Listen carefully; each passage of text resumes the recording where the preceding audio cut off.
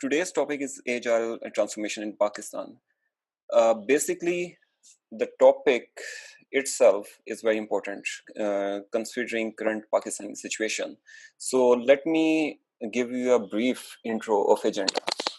So we'll be covering a lot of things in this session. And that includes there are a lot of misunderstandings about Agile, exactly what is Agile and what are the frameworks in the industry and which one to choose. Then a short intro of Scrum. And then we will move to its transitioning. And then there are different principles for transitions. What are the challenges in Pakistan we are facing and how we can start. Then I have added some recommendations with my own experience in the industry. So that will also be very good to see. So let me start with the common misunderstandings. So this is very important. Most of the time, I'm also actually giving trainings, and even in my interviews, I have taken a lot of interviews hiring people in our departments. So mostly I ask few questions about Agile and Scrum. And most of the time, people are confused about these concepts. So the major misunderstandings like Agile is a framework, Scrum is a framework, Agile is framework, and Scrum is its methodology. People use these two words interchangeably. And Agile/Scrum framework, that's also interesting. And mostly I have seen a lot of resumes where Agile/Scrum, we have used Agile/Scrum. We know Agile/Scrum. So what is actually Agile/Scrum? That's another thing that we will discuss. Furthermore, which one is correct? First of all, we need to understand what is framework. Like there's a lot of people, they are saying we are using Agile framework. And there are also, I think, can you please mute? Okay, thank you.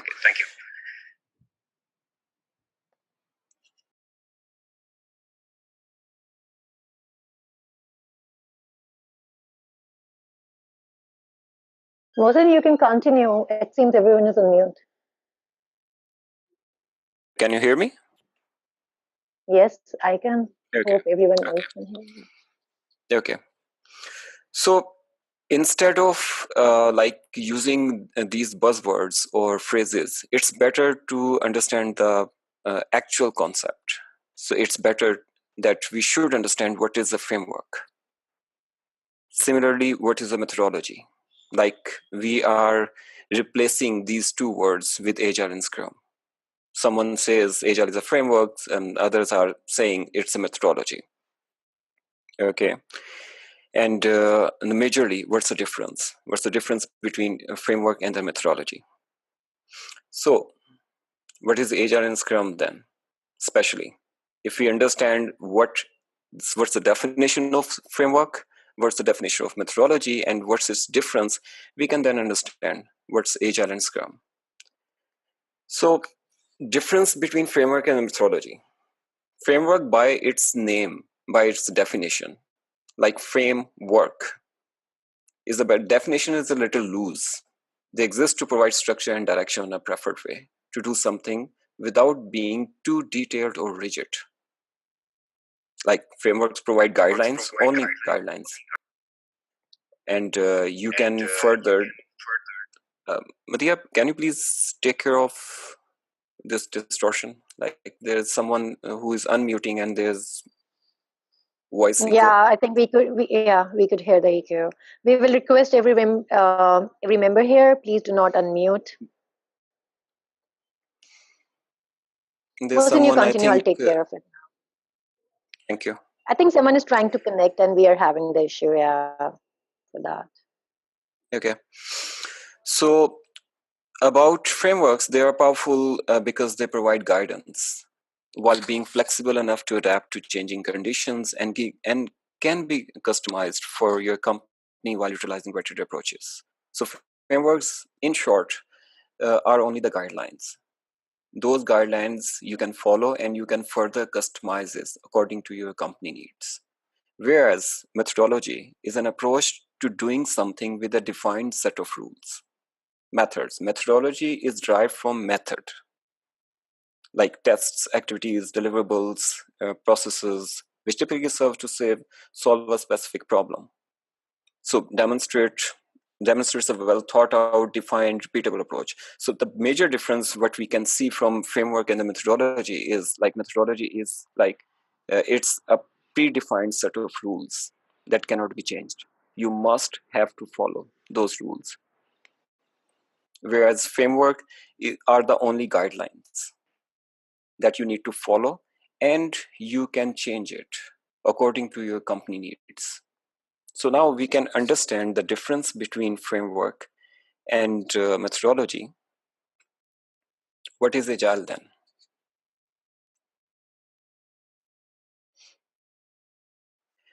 So basically, and interestingly, Agile is not even a framework and not even a methodology. Agile is only a set of rules, or you can say a statement of values. Those are defined by Agile Manifesto. I hope a lot of people over here, they understand Agile Manifesto. So just for a quick review, I can show what is Agile Manifesto. That includes individual interactions over process and tools, working software, comprehensive documentation, and all these values. So I'm not going in detail because this is too basic for everyone, but in short, just to understand, if someone is saying it's agile is only the guidelines, only the statement of values. Those are described from Agile Manifesto. So following these statements, following these values, different frameworks are defined. Those are Scrum, Kanban, extreme programming, and many more. These are the three more extensively used in the organizations. So if I summarize the very basic question that most of the people, like 90%, I have seen people fail to answer this question, that Agile is a framework and Scrum is a framework. And even these questions have been asked during the interview. So the basic thing is Agile is only a set of values. And following those values, different frameworks have been derived. And Scrum is a framework, Kanban is a framework, and extreme programming is a framework. There's no methodology.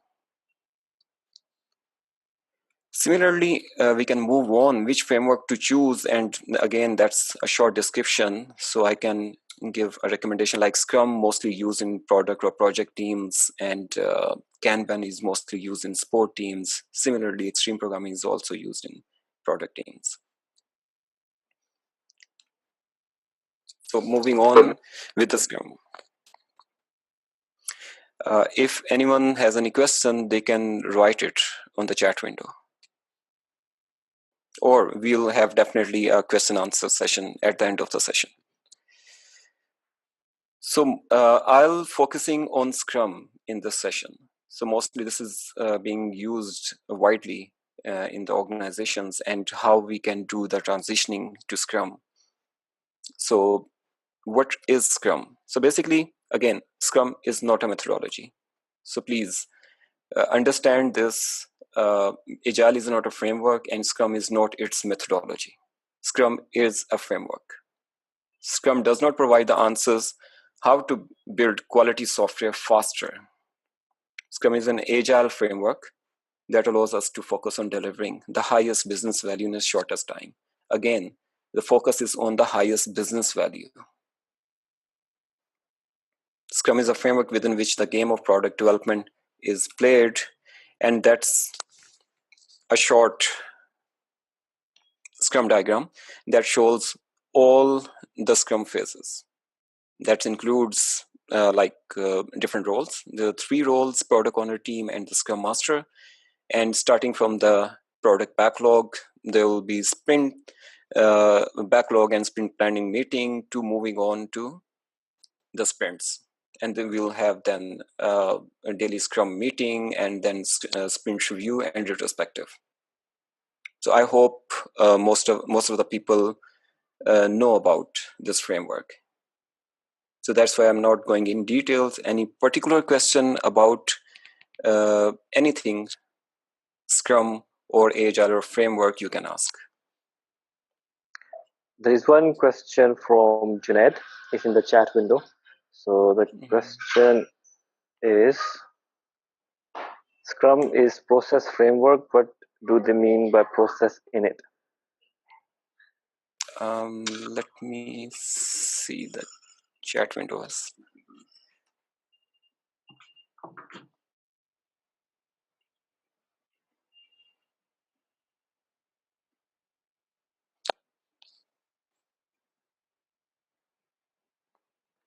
I think somewhere Scrum, it was mentioned. okay. I have seen that.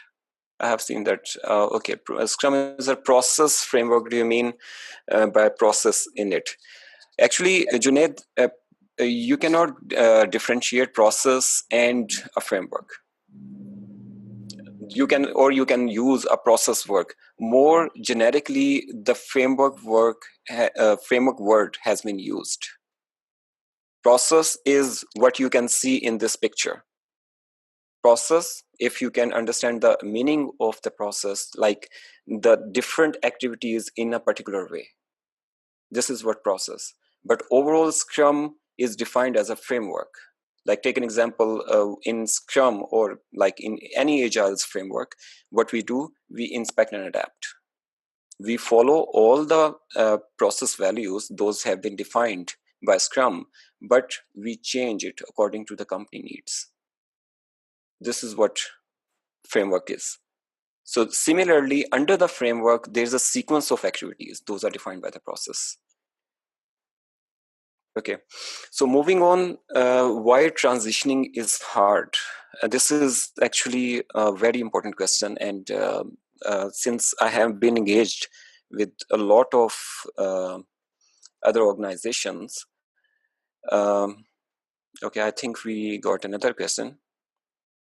Yeah, I think we can park the question now. Let's complete the topic and then we can pick up the question.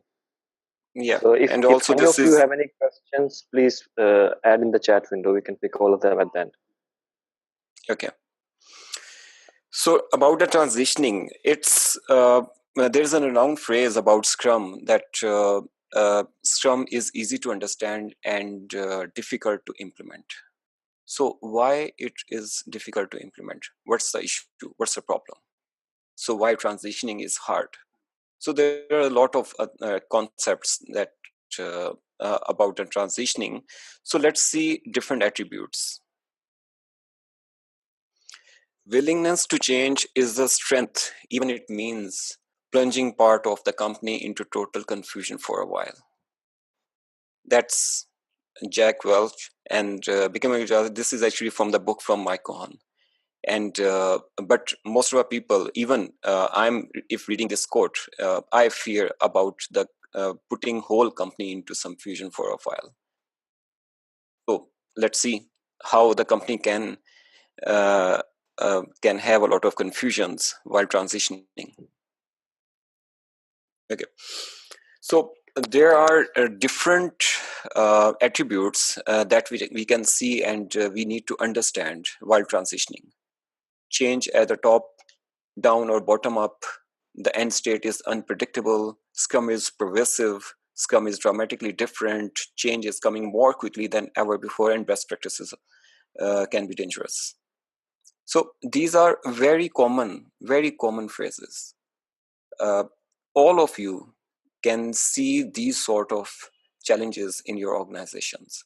But we need to understand that if we are in a process of transitioning our company and culture to Scrum or Agile, so we need to understand what are these.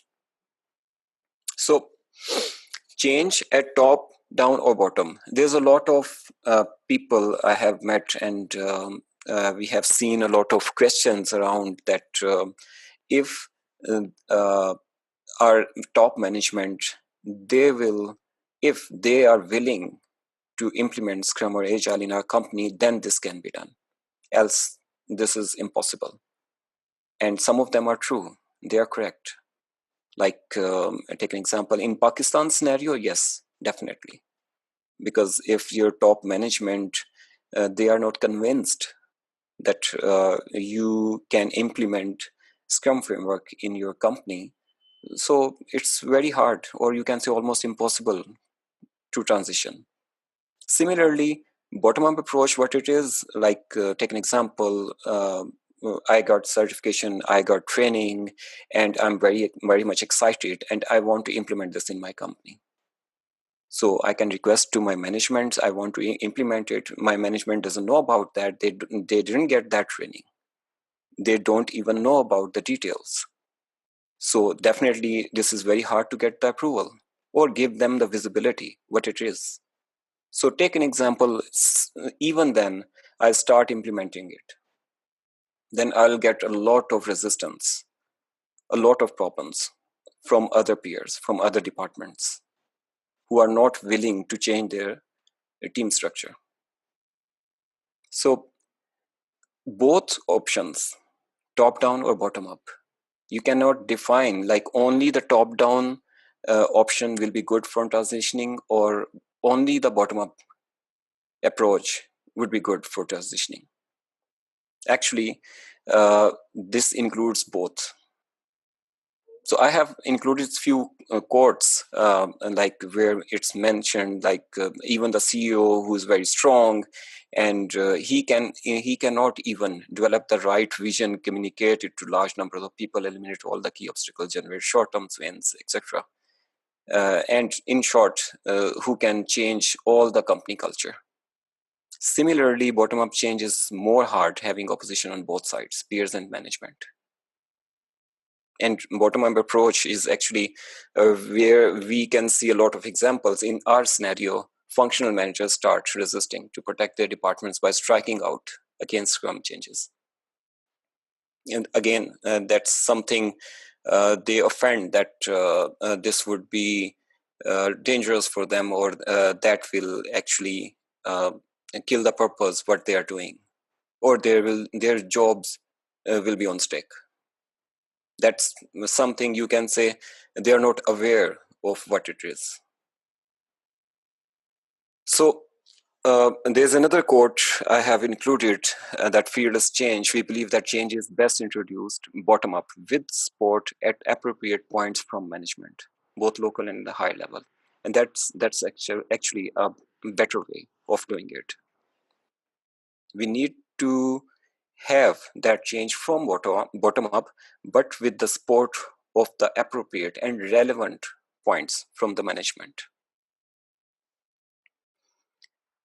So the next point is end state is unpredictable, and that's very true, and it's very important to understand.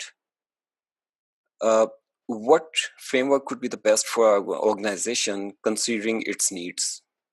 Again, we cannot impose Scrum on anything. We need to understand, we need to educate ourselves and the people. We need to know that what could be the best way for solving our problems in our company. So right now, no framework can be the best for your company's needs. They can be good for starting point, but we need to tailor it to more precisely fit into the unique circumstances of our firm. And that's true. This is the reason Scrum is based on continuous improvement, inspect and adapt. You can start with a framework, with gradually you will figure out, okay, so like from one sprint, you got to know, okay, this is not working. In retrospective, you figure out we need to improve in the next sprint. We need to change few things.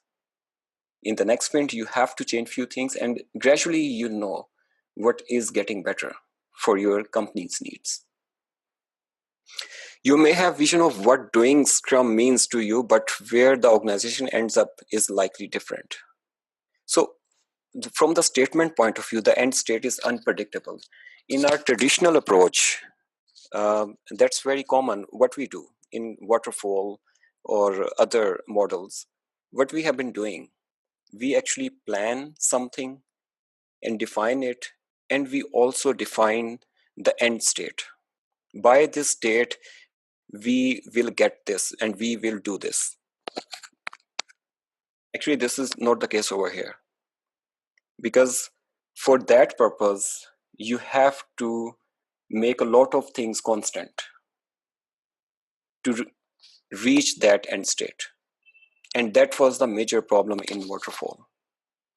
That was the biggest, you can say, impediment, because now the time has been changed. Time is different according to the market. There are rapid development, like if I talk about 20-25 years back, there was no mobile development. And the way web development is going on, this is very rapid. So according to the market needs, according to the current situation, the model, the frameworks, and the way doing things is different. So this is a reason these frameworks, Scrum and Kanban, these have been introduced just to cope with these sort of challenges. So again, there is no end state in Scrum because this is continuous improvement process. You cannot define the end state from the start of a sprint. You will inspect and adapt. This is the way you improve. And this is called continuous improvement. And this is never ending. Similarly, there's a teamwork expert, John, who's saying we can never, that's a very good quote actually. I really like it. We can never direct a living system, only disturb it and wait to see the response. We can't know all the forces shaping an organization we wish to change. So all we can do is provoke the system in some way by experimenting with a force that might have some impact. Then watch to see what happens. And that's something the same thing we are doing in Scrum. This is a reason, like quickly we get the change. And according to the change, we are planning our next sprint. And this is the way we are inspecting that change in the sprint. And then after the sprint in retrospective, and then the upcoming sprints, we are trying to adapt that change. We don't need to wait for like 6 months or 1 year project to adapt that change. A transition to Scrum cannot be a process that defines the entire change. And similarly, the best way to do it, provoke and observe. And that's equivalent to inspect and adapt. The selection is not random. Now, this is also important. The selection is not random, rather selected based on experience, wisdom, and expertise. The people who are doing it, the people who are doing the transitioning implementation, they actually try to select all these experiences, or you can say all these practices based on their experience, wisdom. Another very important point is Scrum is pervasive. In other and simple words, I can say that if in your company, in any project, Scrum is being implemented, this will give a very big picture to the rest of the company and other departments. Like this is not a silent change, because this changes the structure of the teams, this changes the way you work, this changes your way of thinking, your mindset. You need to unlearn all the old techniques. So when a change is isolated, that's easier to introduce in an organization. This is the reason I'll talk about other areas in the later session, that how we can implement Scrum in a better way. One way is we need to isolate that change. Take an example, Scrum is pervasive. I can compare two examples. Take an example, if I implement a Scrum on a very small project, an application readiness review. An application readiness review, maybe you know about that in many companies, there are different phases where before going live, there is a phase where application review phase, where the application is reviewed by the technical leads, and then further, if there is any comment or feedback from the leads, they can also mention that. So that is a very small phase. So we can implement Scrum over there. Just, you can say, a small change point of view, as compared to live application SDLC model. So take an example, I am going to implement Scrum on my company's SDLC model. So all the teams, they have to follow Scrum. So Mohsin, there's a question here from, can you briefly describe a sprint or a sprint dev in a quick way for those who are not very much familiar with sprint? Okay, sure. So let me go back.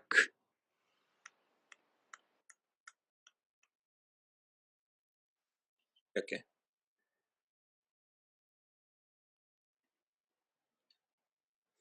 So if you can see the framework of a Scrum, so over here, as compared to quickly, if I tell you, in waterfall, we plan the things, then we develop, then we test, and then we deploy. In Scrum, what we do, we have the product backlog, you can say a requirement specification areas where all the requirements will be stored. And sprint is actually, you can say, a release cycle. Sprint is actually where the actual work is done. In Scrum, people have all the requirements in product backlog that is further prioritized according to the customer needs. And then there's another small backlog is created that is called sprint backlog. And after the planning meeting, that is called sprint planning meeting, the items, those are taken from the top prioritized items. I mean, top prioritized items, those are taken from the product backlog. Those will be executed. Sprint is actually, you can say, an execution cycle that cannot last from 1 month, more than 1 month, you can say. This is the reason sprint cycle is mentioned over here, 1 to 4 week sprint. So actually in one sprint, you do all the development, testing, coding, everything. And at the end of the sprint, you get a small shippable product. This is the purpose of the sprint. In all other phases, if you can say in Scrum, in all other phases, you are not developing anything. Sprint view, you have a demo with the customer, and retrospective, you do inspect and adapt. And these are the planning meetings. So sprint is actually your execution cycle, or you can say release cycle, where you actually do the development, coding, testing, everything. You actually develop the product in sprint. I hope I answered your question.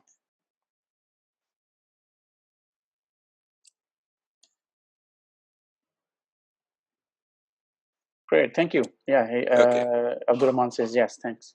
Let's continue. Okay. So we were talking about the Scrum is pervasive. So this is the reason, you need to be very careful if you are implementing Scrum in your organization. So this will be pervasive. This will be loud. You cannot implement silently. The changes made by Scrum are loud. So that's the reason mostly it's recommended Scrum should be started with the small project. Second, the next point is Scrum is dramatically different. So it's not what we think. Like, it's not something only to change the phases of a framework. Actually, that's a way of working. It's totally, its way of working is different as compared to traditional approach. Needs training and coaching, and more importantly, willingness to change. We actually need to change the mindset. It's not something that we understand the Scrum, okay, let's implement it. and implement it in the same way that we were doing all the traditional approach. It's not like that. So we'll see other examples in upcoming topics. Another important point, change is coming more quickly than ever before. So this is also very much important. There's a phrase use, future shock. That's very important to understand. It is the disorientation people feel when confronted with too much change in too short time. This is actually human nature, and that's called future shock. So we are getting a lot of changes in very too much short time, so we get into the future shock. So human capacity to change is limited. So take an example, ask people to change too many things at the same time and they shut down. So this is very common in our industry as well. Like take an example, if we have very few resources, very small resources, and that's common in Pakistan. We have a very small team and we have a huge pile of work in front of you. And with all those numbers, you get a lot of work during the Eid holidays. That's a major future shock. So we need to understand that change is coming more quickly than ever before. This is another challenge while transitioning, because this is not one change. There's a lot of areas those will be changed. The mindset has to be changed. The way of working should be changed, and release will be deployed within a month instead of after 6 or 12 months. Another important point is best practices can be dangerous. So that's a very strange point. Like most of the time, if I talk about PMI standards, there's in each process, expert opinion is described. That mostly expert opinion is used as an input for almost all of the processes. So over here, why best practices can be dangerous? Because every organization is different, like every human being. So Scrum is based on inspect and adapt. One company's best practice can be worse for the other company. So this is not something you define a practice according to your experience. This can be good. Like take an example. I take a very simple example. I have even experienced that in one company. There's a person who is doing daily Scrum. There's a team. They are doing daily Scrum at 9 a.m. in the morning. And it's working for them very, very well. They are doing good. So they are saying this is the best way to do the daily Scrum, early morning, start of the day. But in another company, or maybe in another team, the people, they are working in a different time zone, or there are different shifts. It's not working for them. A different time can work for them. The early morning isn't working for them. So this is a very simple example. Any best practice that can be best for you according to your company, according to your environment, according to your culture, according to different circumstances. But it's not necessary this can be the best for any other company or any other team. So we need to figure out, it does not mean that we should stop looking at the best practices. Definitely we need to inspect and adapt. We need to grow. There are chances the best practices can help you, but these should not be followed religiously. So now we can talk about what are the main elements, what are the main activities to adopt Scrum. So these are the major 5 common activities. Those are necessary for transitioning to Scrum. Awareness, these are actually acronyms, and that's also called ADAPT. Awareness, desire, ability, promotion, and transfer. So in our environment, you can see all these possible activities. Let me see. Okay. So awareness point of view, why awareness? Awareness is very important right now. Like take an example, if I'm implementing Scrum in a company, and I have been talking to different people in different teams. So they don't know the details, but they are just shutting it down. They are resisting. No. We heard about that. And there is no team lead in it, and there won't be any manager, and how we will evaluate people, and how a team can work together. We don't have such culture. These are the very common questions we face. I have experienced these questions. So awareness is very much important that the current process is not delivering acceptable results. We need to acknowledge that. In any company, if you are transitioning, then you need to know that what's currently going on is not working. You need to be aware about that. You need to understand that. It's not something, take an example, if a waterfall is working very good in your company, in some particular situations, you don't need to transition to Scrum. But where it's not working, and in current market challenges, it's actually happening in every form.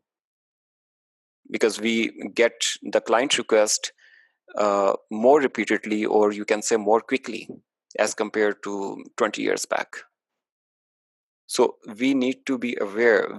Awareness is very important that current work, or you can say current STLC or frameworks are not working. After awareness, the next more important point is to desire. So take an example, we are aware that it's not working. So what's next? Next, the important point is we need to desire. This should be coming from the bottom-up approach. The people want to change. They want to do something to solve those problems, those they are facing on a daily basis. So that's the reason desire is very much important. Next important point is ability. So, okay, we are aware of the situation, it's not working, and we desire to change it. So now, do we have the ability to change it? So we need to understand that we need a team who has the ability. It's not something to learn new skills, but it's also to unlearn old ones. It means that the old way of working, take an example, a developer is doing only coding and tester is doing only testing. So these are the old traditional ways. There are things and there are practices that we need to learn, like test-driven development, extreme programming. So there are ways that we need to understand and we need to learn. So once, like in the same continuation, we are aware of it's not working and we desire to change with the ability we have. Now, if you start that, so what would be the best way to do that? Promotion of Scrum through sharing experiences so that we remember and others can see our success. So we need to show that this should be done for the rest of the team. If we are getting the success, if we are making those changes, if we are solving those problems which we are aware of, then this promotion should be done. This should be told. The success stories should be shared. And similarly, transfer, this is the last and major point. Scrum is not only, that's you can say a very big misunderstanding, that Scrum or Agile frameworks, these are only for the software development teams or software or technical departments. Scrum is not only for the software development teams. This can be implemented on all the non-IT, non-technical departments. So the transfer is the implementation of Scrum throughout the company. That includes your HR department, finance department, your infrastructure department, all other departments, administration departments. So this is the next point. Like this, if you understand the complete sequence now, so this is first you need to be aware that it's not working, and then you have to desire it. That's we want to change it. Then we need to get the ability to change it. And similarly, once we are start changing it, we need to share the experiences to make it grow. And the last thing is we don't need to stop there, because we need to transfer it. We need to move on for the rest of the departments. So moving on to, I think, how much time we have? 15 minutes. So I'm moving to a few challenges in Pakistan that I have faced. Do we have any question? Yes, we have one question Okay. from Junaid. He's saying that, is there any example on finance or HR using Scrum? Are you aware of that, Mohsin? Okay, you already mentioned that, but anyways, from my experience, Junaid, right now I'm in a position that I'm doing it in my company. So I'm giving a training to HR department. So HR department, mostly this is actually from my own experience. HR department is a small department, mostly like maximum 10, 12 or 20 people, depending on if considering the 1,000 or 15 or 2,000 people's company. So we are trying to implement that in HR department. And there's a lot of, I couldn't include that slide. There's a lot of other companies. Those are actually non-IT companies. Those are following Scrum. So I can share more examples later on. Yeah, I can also add. I was in a conference last week, and that was totally on Agile HR. So they are not only using it for software development, but also for marketing, for sales, for human resource.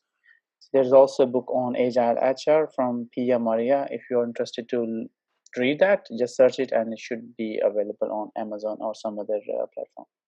Yeah, thanks. Thank you. Okay. So the next point is challenges in Pakistan. Actually, that's something I have experienced in different companies, dealing with different people. I have been, I'm actually blessed with one experience there where I implemented Scrum successfully in my own company. It took time, like take an example that took around 6 to 8 months. But that was a very good experience.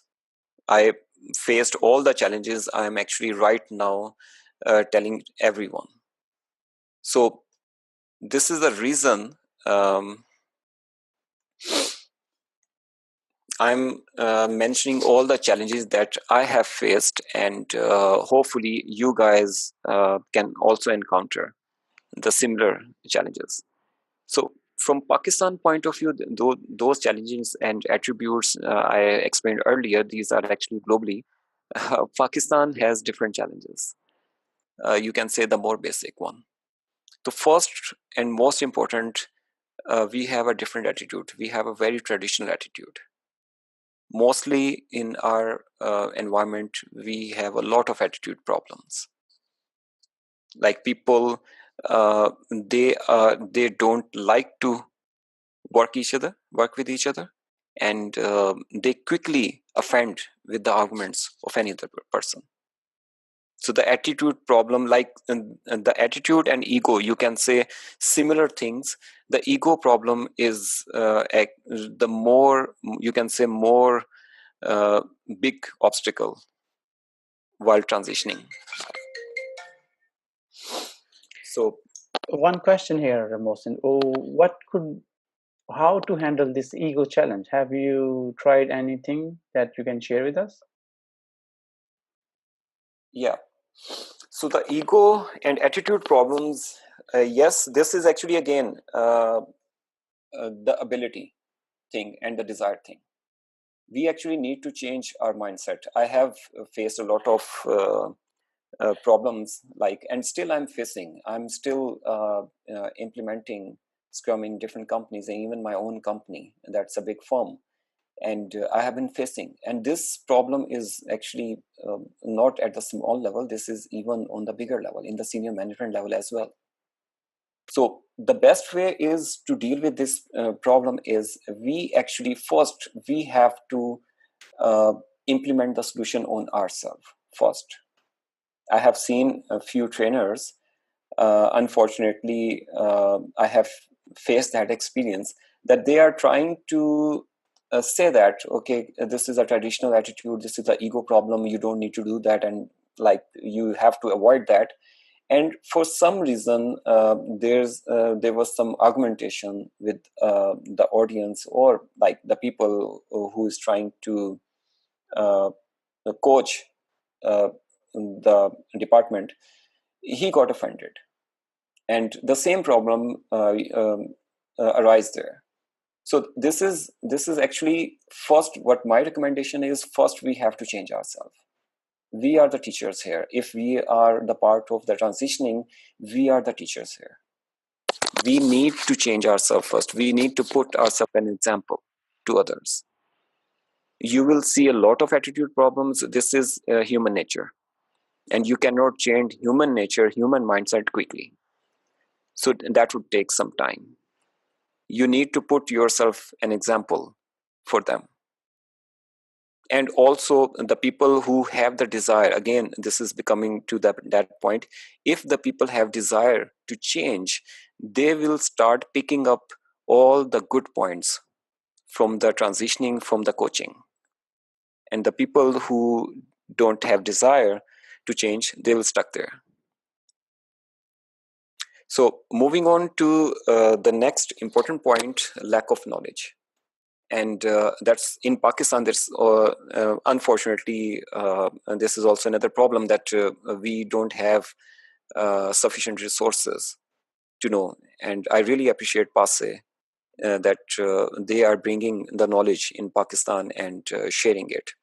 I have seen that, like, take an example, I passed the Scrum Master exam in 2014. And it was very hard for me, that because no trainer from Scrum Alliance willing to come to Pakistan. So this is the reason I have to go abroad to get the training. So due to these, and this is similar to lack of resources, first, we don't know things, and second, we don't have those resources. If this is common in Pakistan, definitely, like if a person is working in a company and he can see the other people getting that knowledge, getting certified, and they are improving themselves, he got to know all these things as well. He can also try for that. So this is the major problem. But over the years, now we are taking initiatives, and this is the reason we are here right now, talking to you, sharing our knowledge and experience with you. The next point is a desire to change. Again, this is the desire element. In Pakistan, this is the most common problem. We don't like to go out from our comfort zone. Seriously. And this is what we have seen a lot. In functional departments, you can talk about that. In like in IT, there can be some success, but in non-IT departments, like where people, especially in government departments, you can't say about these things, because there's a lot of challenge there. The people, they're working from like 10-20 years, and they don't want to move on. They don't want to change. They have fear to change. The next important point is temperament. Another very important point, like we need to have the temperament to listen others, to understand that, instead of giving our opinion first. And if there's something that is good and that's been implemented throughout the world, we need to do some research on that. We also need to seek knowledge. So we speak without any research, without any knowledge. This shouldn't be done. We have to change that.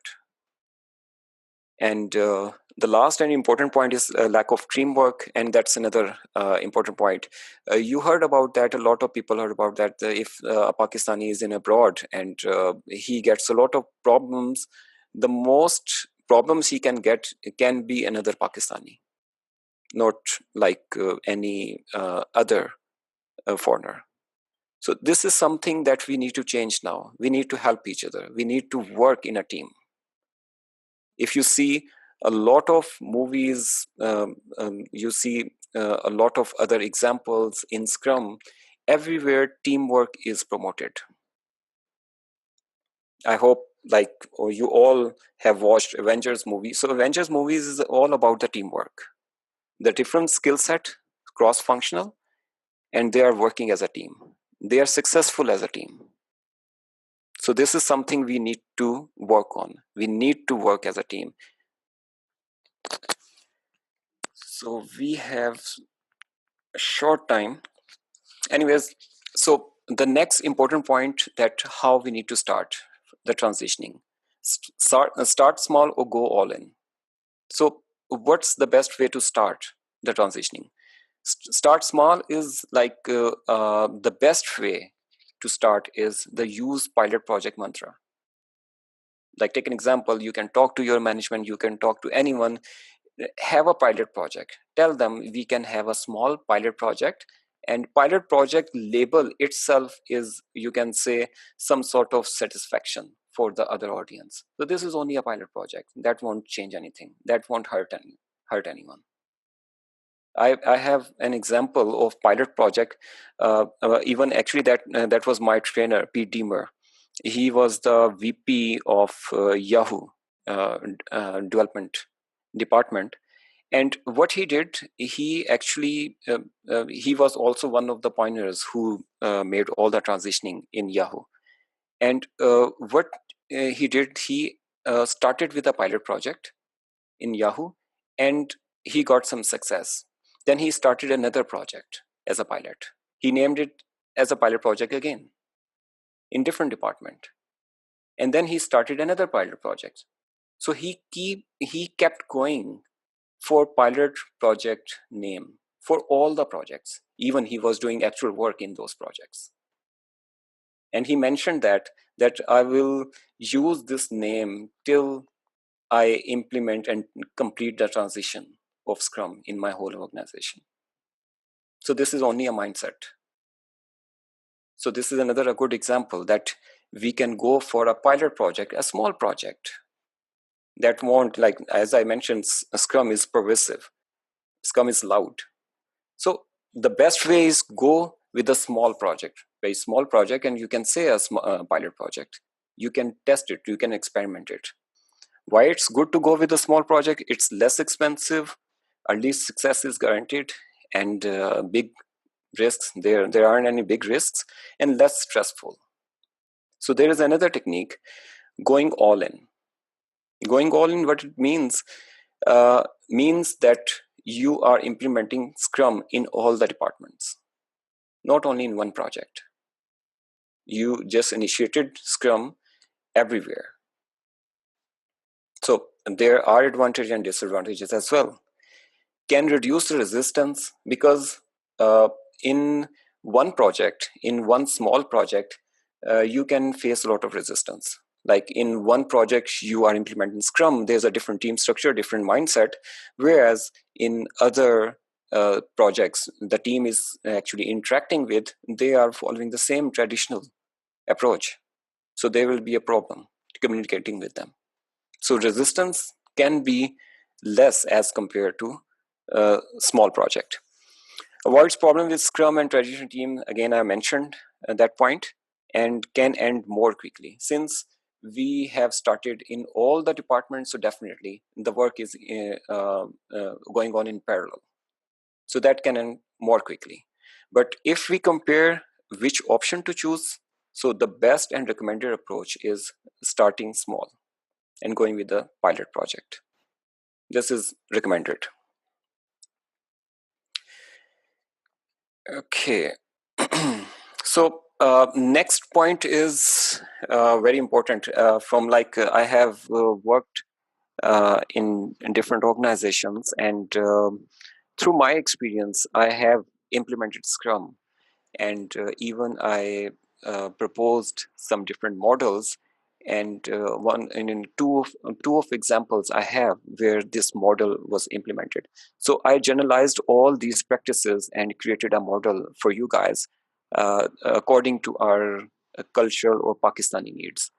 So that can be divided into multiple phases. So the traditional model that we have normally in our environment, that is like we have business analysts, we have development teams, we have project managers, and we have some few shared departments. That includes PMO, designers, DBA team, QA team, release managers, and support team. That's very traditional, right? Most of the people in Pakistan, they are facing the same functional departments. So in the phase one, there's like what can be done. Like the recommendation is, I'll show you the transition options in the next phases as well. We can divide these departments, like design and QA resources can dedicatedly work in a particular team. So this is a reason I moved QA and design teams in one department. Similarly, another recommendation is the formation of the Agile department. If the whole organization is transitioning to Agile frameworks, the PMO doesn't make any sense there. The PMO department is actually derived from the PMI approach. And they have different working skills. They have different responsibilities. Unfortunately, in our culture, and not in our culture, in like you can say around the world, the PMO department is, you can say, abused. That's not used for the purpose PMO it is. I'm also managing the PMO department in my firm, so I know the challenges there. Mostly PMO department people, they are used as the coordinators. So you don't need to do anything, you only need to coordinate. You don't have the powers, but you only need to coordinate. So in Agile way, the PMO, how we can change the PMO work as well. So first of all, we need to replace PMO with the Agile department. So what we can do about that, the PMO people who are recording the lesson learned and who are doing the coordination, like they have those abilities of what Scrum Master can do, what like product owner can do. So what we can do is we can generate people, or we can train people, or we can hire people from PMO, and we can train them to Scrum Master, product owner, and DevOps engineers. DevOps is a totally different term. Since I'm also managing DevOps department, so this is the reason I have added DevOps. You can say is the next level of Agile way of development. Mohsin, can you explain what is PMO for our audience who are not familiar with the term PMO? Okay, so the PMO is Project Management Office. PMO department is very common in traditional project management departments, and their responsibilities are they coordinate with the different functional departments. Majorly, they are the process owners. They implement the process in the company, and also they record all the lesson learned. Like if there's something going wrong in any particular phase of the project, they record that. So if you know the traditional way of project management, all the documentation, all the processes, those are actually kept by PMO department. So this is the reason they are called Project Management Office. I hope this answers the question. So the next thing is how we can transform PMO to Agile department is actually we can move people and we can train them to Scrum Master, Product Owner, and DevOps Engineer. Just to tell everyone, in Scrum, there are only 3 roles. there isn't any development role, there isn't any quality assurance role or testing role, or you can say any designer role.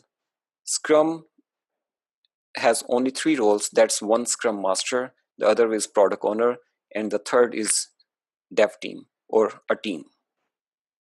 Scrum Master's responsibilities are only to facilitate the team, work with the team like a servant leader.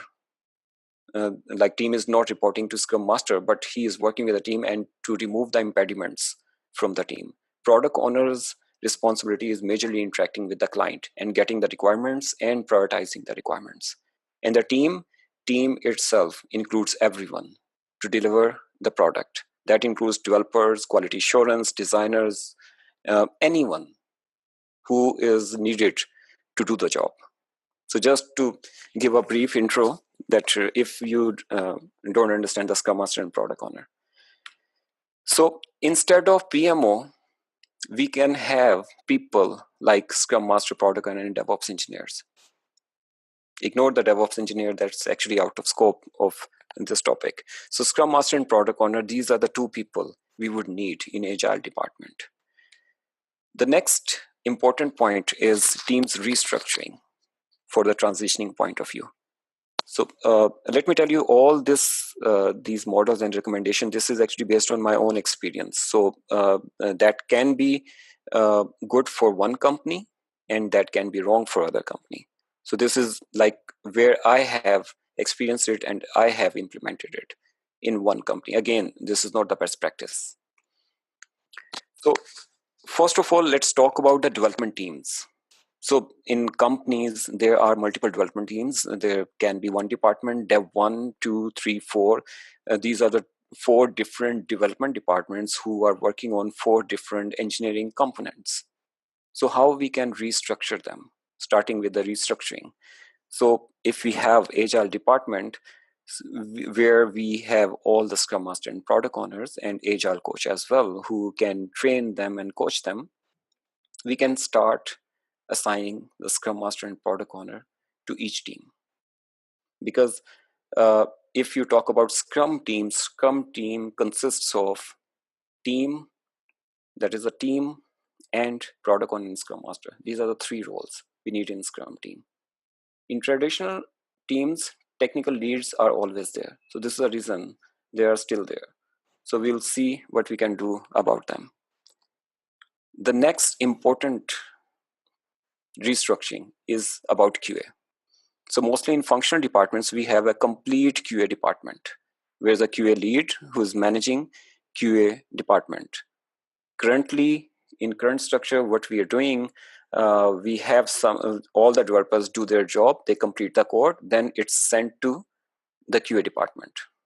And QA lead assigns some QA person to test that code. But in Scrum, it's a bit different. We need all the expertise in one team. So all the QA people can be assigned to each team. So we can have multi-skilled team, we can have cross-functional team. So the next part is technical teams restructuring. So since the technical lead is also there, QA lead now, again, that's a challenge and fear for the technical lead people or managers who are only leading the teams and not doing anything. And it doesn't mean they are not doing anything. Definitely they managing the people and doing or coping with a lot of management milestones. That's another job. So in Scrum way, this is a bit different. What we can do about these leads if the teams are self-organizing and cross-functional. So the technical team. Mohsin, there is one question which is very much relevant to these slides. I just wanted to highlight it. The question was from, by the way, your screen sharing has stopped. The question was from Muhammad Ikram regarding the cross-functional team. This is, does it mean everyone should be able to do everything? Or the team should have all the members like coders, architect, tester, documentation, and everything that makes it self-sustainable? So I hope that answers your question. Okay. Yeah, if anything you want to add, Mohsin, there. Okay. Everyone should be able to do everything, or the team should have members. Okay, so that's a very good question, actually. Your screen sharing has stopped, by the way, just to mention it. Okay, let me do that.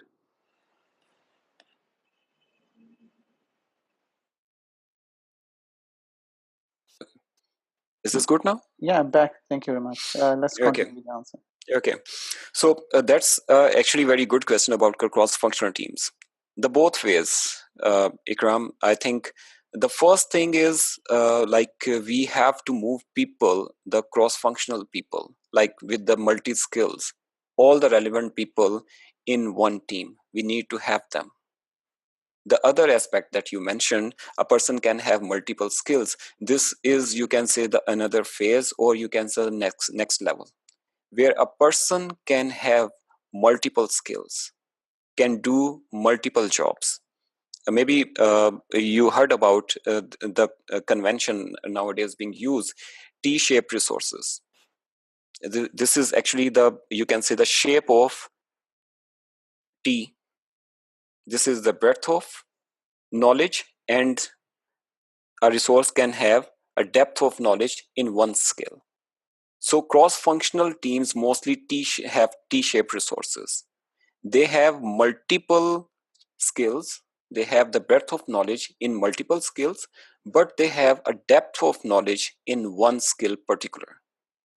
So no one can be perfect in all possible skills.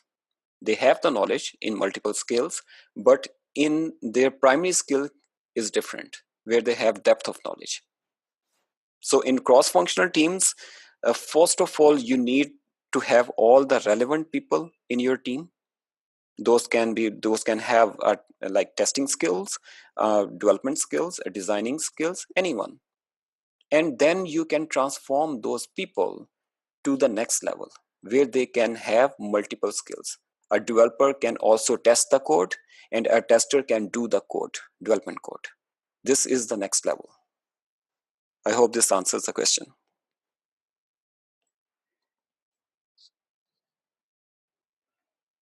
Thanks. It answers my question. Thank you. So where I'm mentioning over here, this is actually the restructuring on the first level, that in our traditional way, where we have QA department, we have development department. So first move them into one team. That, take an example, what in my success story, where I have transitioned Scrum in a team, we face a lot of problem in development and QA communication. Take an example, a QA is the third department. I was the lead of my development team. QA lead is different. I was mentioning them, okay, there are a few things that you need to do. You need to complete your work, then this will be given to the QA. Meanwhile, QA can understand the requirements. Those are actually being developed by the development team. So QA department is sitting somewhere else, and meanwhile development is doing the coding. QA is testing someone else's work. So once the development is done, we have to wait for the QA, and then we have to give them the work. And once the QA is there, they will start testing it. Their understanding level of the requirement and development's understanding level of the requirement is a bit different. There are differences. So the differences are logged as bugs. And then we have a conversation on why this bug is logged, because this is not the case. We have.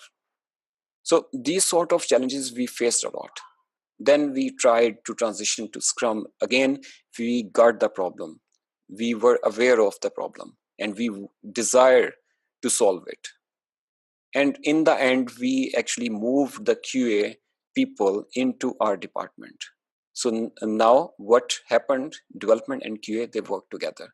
Their understanding gaps are removed. They are talking to each other. During the development, if there's a change, developer can talk to the QA person. In our traditional way, in our culture, it's very difficult. Like a person, he's going to talk to a QA, then maybe the lead does not allow him. allow him to directly talk to him. Or he says, okay, talk to me first, I'll talk to his lead and he'll talk to that person. So these are the impediments. Those actually drag the work, not solve the problem. So that's the way we actually need to move all the relevant people in one team. The next phase is technical leads. So once the development and QA, mostly these two people are working, or you can say in development, you can get designers and the DBA support as well. So the technical leads, what we can do about them? We can put all technical leads in over here, and technical lead can also become the part of the development team as a Scrum Master, or he can also become a consultant. He can give the consultancy, or he can guide different teams on different technical solutions when asked. So there are different options. These are, you can, again, these are my recommendations that we have seen and we have tried differently how technical leads can be used. And this way, the beauty of this approach is this way technical leads get the time to do something on their own. They can code, they can do, they can give the input, they can develop something within the teamwork instead of only managing the people. And this we can call the technical management, where all the technical leads are there, including the QA lead. And again, if the team is self-organizing and cross-functional, there will be less work on their end, and they can also improve their skill set, and they can also participate in other work. So the last part is cross-functional teams. And now, if the two phases are completed, we have divided them. So what we can do that, now we can also create cross-functional teams. What we can do that, we can have different people from different teams to form one team according to our needs. Take an example. If there's a work, if this development team is working on component 1, this development team is working on component 2, there's a work that includes both components work, and that's integratable. So instead, again, this team completes their work, then this team completes their work, then they do the integration. Instead, we can form a team of having all those relevant developers and QA people, and we can name them anything, name like Team Alpha. Similarly, we can have another some example where we have more, we need more cross-functional people, more different diversified people, and we can call them all-rounders. Like this is something, just a phrase. So cross-functional teams, it's not necessary like you need to have all possible skills. This is according to the requirement, and we have in industry, we have seen that. Instead, working on different components, and like even we have teams, we have cross-functional teams in one component. What if there's like sprint, or there's a work where we need different components engineers? There can be a possibility. Even a support team can be developed, that I can show the example in the next phase.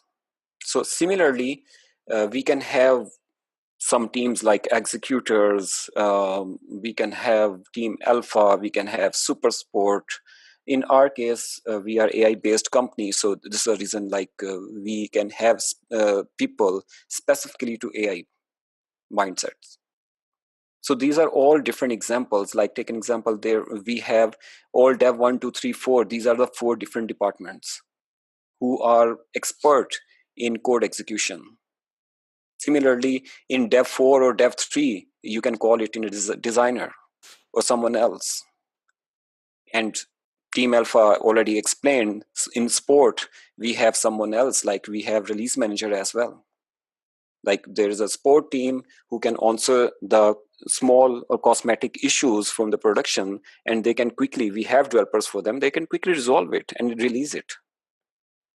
And similarly, we have some other. So these are all different examples where you can engage multiple people.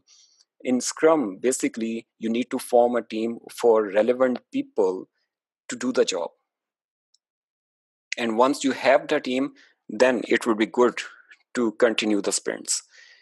And about the technical management, like we have all these people as the mentors around them. That includes the technical management, where technical architects are there, team leads, QA lead. Similarly, in Agile department, you'll have Agile coach, DevOps engineer, Agile trainers. So all these seniors, all these, you can say, the technical mindsets and architects, they will be there to support their teams. And meanwhile, they can do their job as well. So for the time, and again, this is something that we have experienced, and this is something according to my own experience and according to my own study. I'm also trying to give some sort of consultants in different firms where we have faced such problems. And I hope this is a generic solution that I have designed so far, according to my experience. If that can also help you guys as well. So if there's any question, we can answer now. I think we have past 1 hour. Great. So yeah, thank you very much, Mohsin. So let's take some questions. And if you have some questions, I think it's better that you write them, and I can speak on your behalf. So there's one thing that Muhammad Akram is mentioning. Mostly in organizations in Pakistan, while transitioning to Scrum, development managers become POs, QA become member of the team, but feels alien. So the QA feels alien. And then PO likes to manage team as well, won't give much space to Scrum Master, specifically if Scrum Master is a member of the team. How to deal with this situation, Mohsin?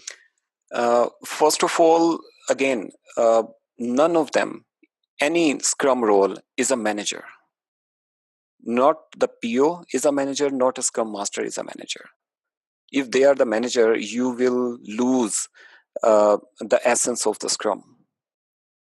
So first of all, we actually need to change that. The product owner is someone who is dealing with the client, getting the requirements, prioritizing the requirements, and providing all those requirements to the team to do their job. If they will start becoming the boss, they will pushing the team, and Scrum Master is reporting to product owner. Similarly, you will be forming again the same structure, only the names are changed. So in this structure, the product owner is your project manager, the Scrum Master is your team leader, and the team remains the same. So we are following actually the same structure. There's no change except replacing the names. So this shouldn't be done like that. The product owner should not be evaluating the people. Similarly with Scrum, I have also heard questions about Scrum Master. Scrum Master is actually doing the evaluation of the team. This is again a different topic, but again, these people should not manage the team. Yeah, so it might be possible that those people who are doing it, they might also need some education on that, or awareness, as mentioned earlier. Yeah, and I was expecting that question, who will evaluate the team? This is the reason I mentioned this is a totally different topic. So far, I tell you, the evaluation can be done, and the project manager's job is not over. Transition to Scrum, they can still be there. The leads can still be there. That I showed you that how the leads were there. They can do their job by staying out from that particular team. Like the teams can be like 6 to 9 people. So a team lead who can evaluate a team, like he can manage multiple teams. So the management should be, the team management evaluation person should be out of that perspective. Yeah, so just to add on that, in Sweden at least, I have seen that there's another role which is called line manager. So the responsibility of the line manager is to understand all these things and help the team in a different way. In my opinion, when it comes to evaluating the team, I think when you're on the journey toward Agile, the team should be able to evaluate themselves, where they are and what should they do, perhaps. And they are self-organizing.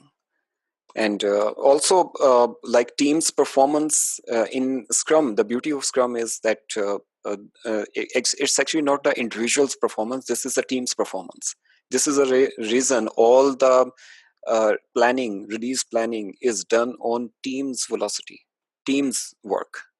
So if, take an example, football team or cricket team, if like the whole team is trying to achieve their goal and only one person is not performing well, this will be visible. This will quite be visible. So again, this is a teamwork, and that's a complete another study, and we can have a separate session on the like evaluations, like what would be the job of the project managers in this phase, and in Scrum or Agile, the project manager's role, how the evaluations can be done. This is complete a different way. Right. Okay. So yeah, we can perhaps take one more question and then wrap up the session. Do we have any more questions from anyone? I think there's another question by Ikram. Okay, I meant review process for devs. You mean review process for, again, that's about review process is about the evaluation, right? You can also speak up, Ikram.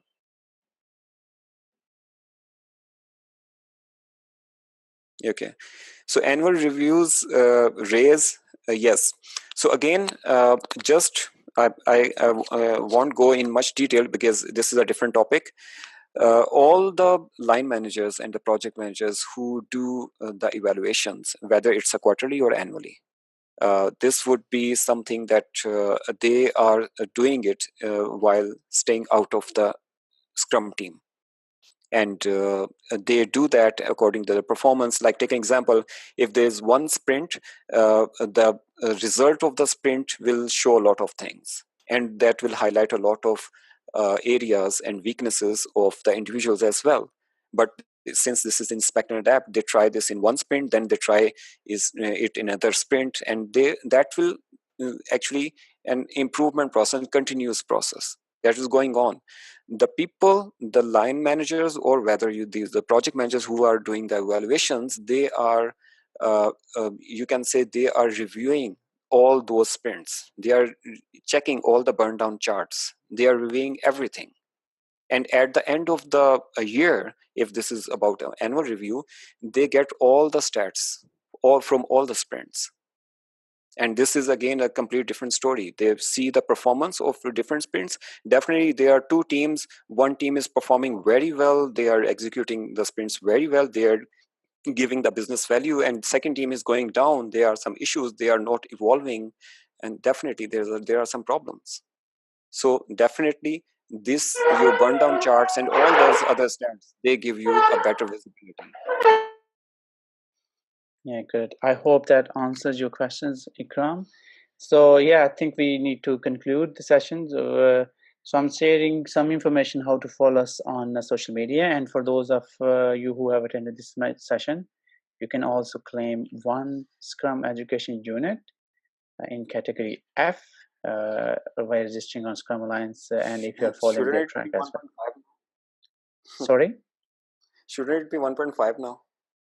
Yes, so 1 hour is equal to 1 SEU. So if it's, I'm not sure if they take 1.5. So yeah, good. Yeah, so you can see the contact of Mohsin on the slide. So if you want to connect, please do that. Good. Okay, having said that, yes. Or anyone can contact me through LinkedIn or through Passe. And it's better that we can, if there's any questions or there are any ways to communicate, so that those can be done on YouTube video recording or the Passe event comments. So that will be more engaging for everyone. Yeah, great. And we will also be recording this session is actually recorded. We will share it on our YouTube site and then share the link after you in 24 to 48 hours. Good. So having said that, thank you very much, Mohsin, for sharing your experience. it looks like we need to put a lot of effort in order to spread the awareness of Agile and Scrum in Pakistan. But we are very much committed. We have the high motivation and high goals to do that. By saying that, thank you very much for your participation, and that's all for today. Thank you. Bye-bye. Thank you, everyone. Bye-bye. Thank you.